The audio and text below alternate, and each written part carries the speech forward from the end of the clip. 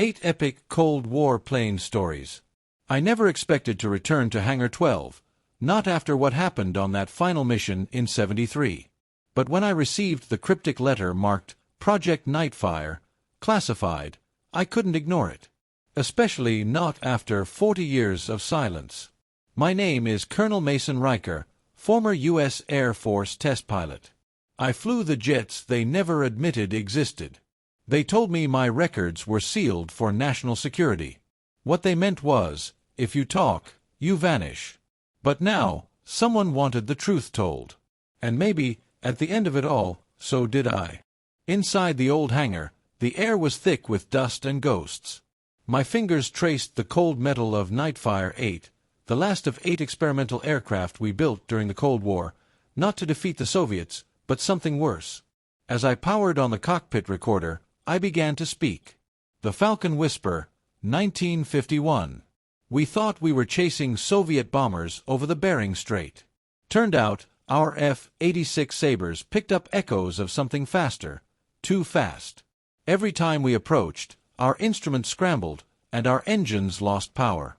One pilot, Lieutenant Harper, tried to push past the blackout zone. His last words were chilling. "It's not a plane. It's watching me." We never found Harper's wreckage. Icefire Down, 1954. Greenland base detected a heat anomaly, an aircraft falling from high orbit. Our RF-84s were scrambled to investigate. We found a crater, no debris, just melted ice and a perfect circle scorched into the ground. The next day, 3 of our crew had unexplained radiation burns. One kept whispering coordinates in Russian. He'd never spoken it before. Operation Ghostwing, 1957. We developed Ghostwing, an early stealth prototype, designed to be invisible on radar. It worked, too well. On its first night flight over East Germany, it vanished. No crash, no beacon. But 10 years later, it reappeared, intact, outside Area 51, engines warm, cockpit empty. The pilot, Major Silas Trent, was found wandering the Nevada desert muttering, "I flew into a crack in the sky." Echo Phantom, 1960. They built the Echo Phantom, a supersonic recon jet with sound mapping tech. It could hear radar pings and send back echoes before even being seen. On its third mission, it picked up a sound, impossibly low frequency, beneath Moscow's airspace. The recording, like a heartbeat. Then silence. The plane returned, but the pilot refused to exit. When they finally opened the canopy, he was gone, flight suit empty, still strapped in. The Night Vault, 1963. A Blackbird variant, Vault 5, was sent to shadow a rumored Soviet satellite weapon. As we flew near the Kola Peninsula, something appeared on the horizon, shimmering, floating. A perfect black triangle. It moved like no aircraft we knew. Vault 5's engines shut down mid-air. We glided to safety, barely. But for exactly 7 minutes, time stopped recording on our flight clocks. We later found those 7 minutes erased from NORAD's logs. The Pilot Who Never Slept, 1966. Captain Reed was chosen to test Skylancer 6, a pressure wave glider that could skip across the stratosphere.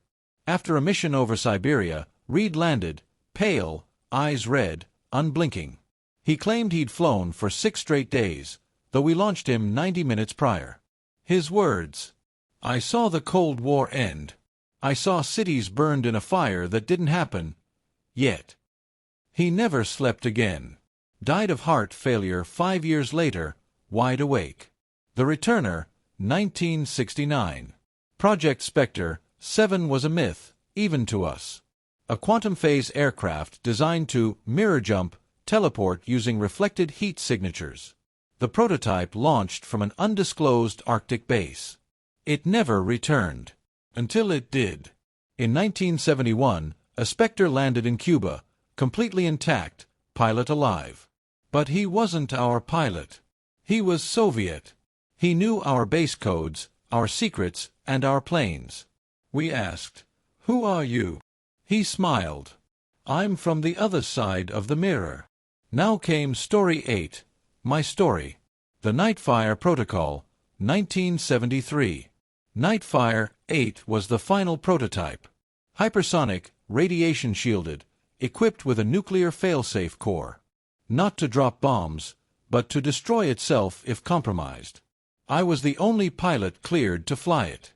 The mission, enter Soviet airspace undetected, reach 120,000 feet, test the gravity null drive. What they didn't tell me was that Nightfire had a second program embedded, Project Edenfall.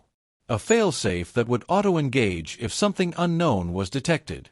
At peak altitude, I saw it, above Earth, near orbit. A shape, cloaked in light. A silent machine that watched me. I didn't see stars. Just reflections of myself. Hundreds of versions. Different suits. Different flags. Different histories. The Edenfall protocol triggered. Nightfire locked its course, into it. I wrestled the controls, managed to eject. I fell through a sky that looked like broken glass. When I woke up, I was in a field in Montana. But the calendar read June 5, 2025. And now, you're here, listening. So tell me, did we win the Cold War? Because I don't think it ever ended. I think the Cold War wasn't between nations.